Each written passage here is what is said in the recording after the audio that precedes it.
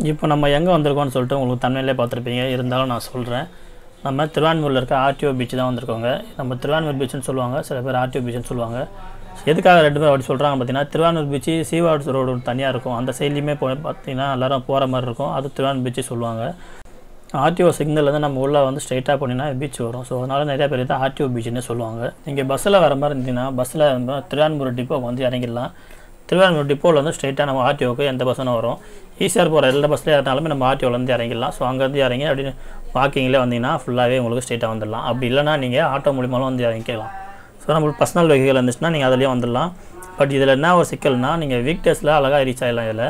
But Saturday Sunday டைமில் வர மாதிரி இருந்துச்சுன்னா உங்களுக்கு ஈவினிங்குள்ளே வந்துடுங்க, மதிய டைமில் மட்டும். ஏன்னா ஈவினிங் மேலே வந்தீங்கன்னா அவங்களால டிராஃபிக்காக இருக்கும், ஃபுல்லாக எங்கேயுமே பார்க் பண்ண முடியாது வண்டியை. 2 வீலர்னா கூட பரவாயில்ல, 4 வீலர்லாம் உங்களால் எங்கேயுமே பார்க் பண்ண முடியாது. ஸோ ரொம்ப கஷ்டமாக இருக்கும். ஸோ அதனால் வீக் டேஸில் நீங்கள் ஃப்ரீ காரில் வாங்க, வீக்கெண்ட்ஸில் வந்து நீங்கள் பைக்கில் வர பார்த்துக்கோங்க, இல்லைனா பஸ்ஸில் வர மாதிரி பார்த்துக்கோங்க. இதான் திருவாரூர் ஆர்டிஓ பீச்சுன்னு சொன்னால் எல்லாருக்கும் தெரியுற ஒரே பிளேஸ் இது தான். இங்கே வந்த காலத்துலேருந்தே இந்த கோவில் இருக்குதுங்க. ஃபுல்லாகவே நம்ம சின்ன வயசுலேருந்து, அது மேபி நான் சின்ன வயசுலேருந்து தான் வந்திருக்கேன். அப்போல்லாம் அவ்வளோ இந்த கோவில் மட்டும் தான் இருந்தது. அப்போல்லாம் பீச் பார்த்திங்கன்னா அவ்வளோவும் இல்லை, ஃபுல்லாகவே இந்த இப்போ போட்டிருக்காங்களே தரலாம், அப்போல்லாம் கூட அவ்வளோ கிடையாது. இப்போ தான் ஃபுல்லாக எல்லாம் ரெடி பண்ணியிருக்காங்க. இந்த ஒரு 5 வருஷத்தில் தான் ஃபுல்லாகவே ரெடி பண்ணுறாங்க. இன்னமும் ரெடி பண்ணுறாங்க. இன்னும் அந்த சைட்லாம் போனீங்கன்னா ஃபுல்லாக ரெடி பண்ணியிருக்காங்க. நாங்கள் மதிய டைமில் வந்ததுனால பார்த்திங்கன்னா கூட்டம் அவ்வளோ இல்லை, கூட்டமே இல்லை. ஸோ புறாங்க பறவைங்க தான் சூப்பராக அழகாக என்ஜாய் பண்ணியிருந்தாங்க. நாங்கள் அந்த காட்சி நல்லா பார்த்தோம். நாங்கள் அந்த சைடில் வரும்போது புறா நிறையா இருந்தது, வீடியோ எடுக்க முடியல. சரி இந்த சைடில் வந்தோம், புறா நிறையா இருந்தது. ஃபுல்லாகவே எங்களை பார்த்தோன்னே பயந்து போயினே இருந்தது. ஆனால் நீங்கள் கையில் வரும்போது கொஞ்சம் ஏதாவது தீனி எடுத்துருந்தீங்கன்னா போட்டிங்கன்னா அவங்க புறா அவங்க பக்கத்தில் அழகாக வரும். அதை அப்படியே நீங்கள் பக்கத்தில் இருக்கும்போது பார்த்தீங்கன்னா செம்மையாக சவுண்டு போட்டு சூப்பராக இருந்ததுங்க. அந்த சைடில் பார்த்தீங்கன்னா ஃபுல்லாகவே பசங்களாம் பீச்சில் குளிச்சுன்னுருக்காங்க, விளையாட்டுருக்காங்க. அதில் யாருன்னு பார்த்தா எல்லாம் ஸ்கூல் பசங்க தான். இங்கே பக்கத்துலேயே திருவாரூர் ஸ்கூல் இருக்கிறதுனால எல்லாருமே சில பேர் ஸ்கூல் கட் அடிச்சுட்டு வர பசங்கள்லாம், பொண்ணுங்களும் சரி கட் அடிச்சுட்டு வரவங்களாம் இங்கே குளிச்சுன்னு இருப்பாங்க. அது நம்ம வீட்டுக்கு தெரியாமல் தான் பண்ணுறாங்க. ஆல்ரெடி பீச்சில் குளித்து எல்லாருமே கொஞ்சம் பாதிப்பாகுது, அதெல்லாம் யோசிக்க மாட்டுறாங்க. சின்ன பிள்ளைங்களுக்கு பெரியவங்க தான் சொல்லிக் கொடுக்கணும், பெரியவங்க நம்ம கண்டிக்கலாம் அவங்களுக்கு எப்படி தெரியும். ஸோ அவங்க கொஞ்சம் பார்த்துக்கோங்க சின்னவனெல்லாம். இப்போ நம்ம திருவாரூர் பீச்சு தான் வந்துட்டோம். திருவாரூர் பீச்சில் இங்கே இடத்துக்கு வந்தோம். இது ஆக்சுவலாக நாங்கள் ஏன் இன்றைக்கி திருவாரூர் பீச்சு நாங்கள் வந்தோம்னா, முந்தா நேற்று பார்த்திங்கன்னா நிறையா இடத்துல பீச் ஃபுல்லாகவே திருவாரூர் பீச் மட்டும் இல்லாமல் சென்னை பீச்சில் நிறைய இடத்துல பார்த்திங்கன்னா இந்த ஆமைங்கள்லாம் வந்து செத்து கிடக்குதுன்னு சொல்லிட்டு சொன்னாங்க. அதை பார்க்கறதுக்காக தான் நாங்கள் வந்திருந்தோம். ஸோ நாங்கள் வரும்போது பார்த்திங்கன்னா நேற்று நான் வந்தேன், நேற்று நான் மட்டும் தனியாக வந்தேன், ஃபேமிலியோடு வரல. தனியாக வந்து பார்க்கும்போது பார்த்திங்கன்னா இந்த இடத்துல ஒரு ஆமை செத்து கிடந்தது.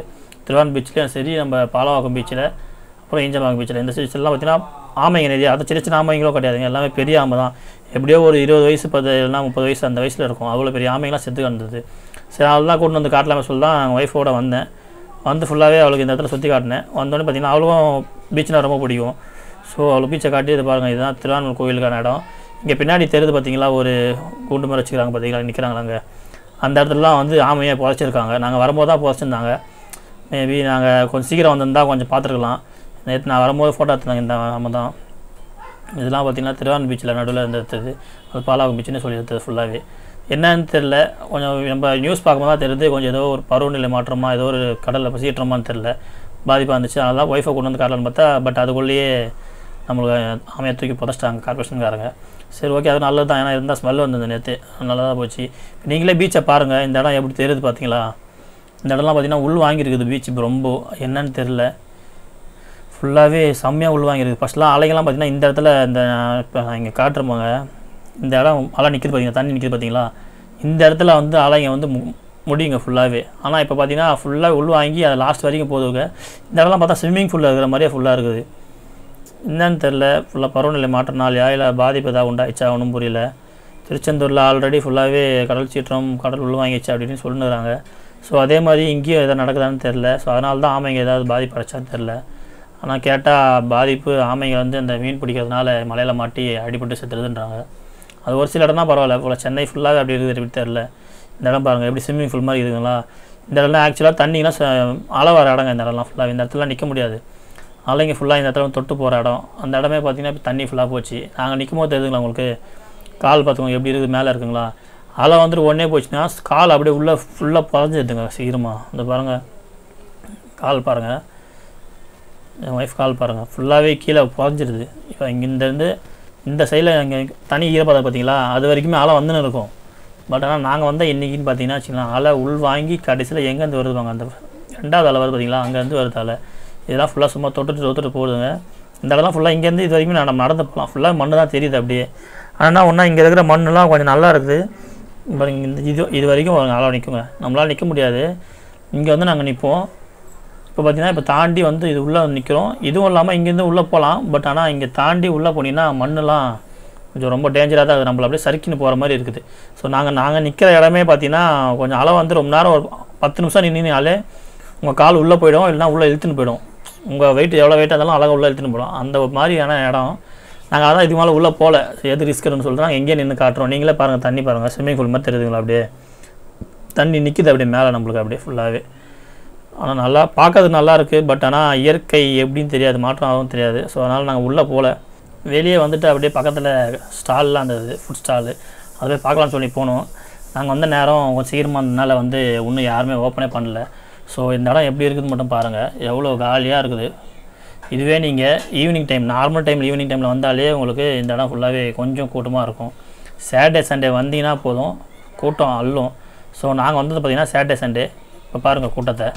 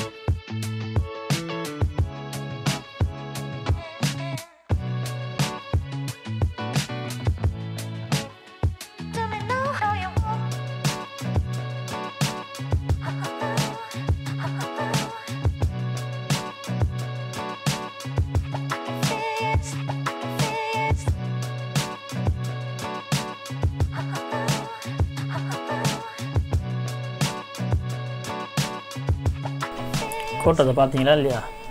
டி நகரில் போனால் எவ்வளோ கூட்டம் இருக்குமோ அந்த கூட்டம் ஃபுல்லாக இங்கே இருக்குதுங்க. இது சும்மா கம்மி தான் வந்திருக்கு, இன்னும் ஆரம்பிக்கல. நாங்கள் வந்து ஸ்டார்டிங்கே 6 மணி 7 மணி வந்தனாலே வந்து இப்படி தெரியுது. இன்னும் 8 மணிக்கு வேலை போனால் செம்ம கூட்டம் அள்ளுங்க. எல்லாம் 11 மணி வரைக்கும் கூட்டம் இங்கே அள்ளும். அதுக்கப்புறம் வந்து போலீஸ்காரங்களே நம்மளை வெட்டி அமைச்சிருவாங்க, எல்லாம் காலி பண்ணுங்கன்னு. ஸோ இங்கெல்லாம் பார்த்தீங்கன்னா நம்ம ஃபெஸ்டிவல் டைம்லாம் வந்தீங்கன்னா இந்த இடத்துல நிற்கக்கூட முடியாது. ஏன்னா மெரினா பீச்சில் அவ்வளோ கூட்டம் வரும். அங்கே போகாதவங்க பெசனரில் வராங்க, பெசனரில் முடியாதவங்க இங்கே வந்துடுவாங்க. இங்கெல்லாம் வந்து நம்மளால் உள்ளே உட்காரத்துக்கு இடம் கிடைக்காது அந்த ஃபெஸ்டிவல் டைம்லாம். ஸோ இது மாதிரி நார்மல் டைமில் வந்தீங்கனாலே உங்களால் எங்கேயா உட்காந்து ஸ்பெண்ட் பண்ணலாம் அழகாக. ஸோ இங்கே லைட்டிங் இருக்கிறதுனால வந்து நிறையா பேர் ஃபேமிலிஸு நல்லா இருக்கவங்களாம் வந்து இங்கே வருவாங்க. கப்புள்ஸ்லாம் வந்தீங்கன்னு வச்சுக்கோங்களேன், அந்த லைட் விளாட்றதுக்கு தான் போய்டுவாங்க ஓரமாக. ஸோ நம்மளால் இங்கே தான் விளாட முடியும். ஸோ இங்கே வந்து விளாண்டுட்டோம். இங்கே ஸ்டார்டிங்கில் பார்த்தீங்கன்னா ரோட்லேயே கடைலாம் போட்டிருக்காங்க அழகாக. இங்கே லைட் வெளிச்சு நல்லா பொழிச்சுன்னு தெரியுங்க. இங்கேருந்து கொஞ்சம் தூரம் வரைக்கும் அந்த கோயில் வரைக்கும் நல்லா வெயிட் வெளிச்சு தெரியும். அதனால் இங்கேயே உட்காந்து எல்லாம் சாப்பிட்றது, விளாட்றது, குழந்தைங்க வச்சு விளாட்றது எல்லாமே இங்கேயே பண்ணுவாங்க.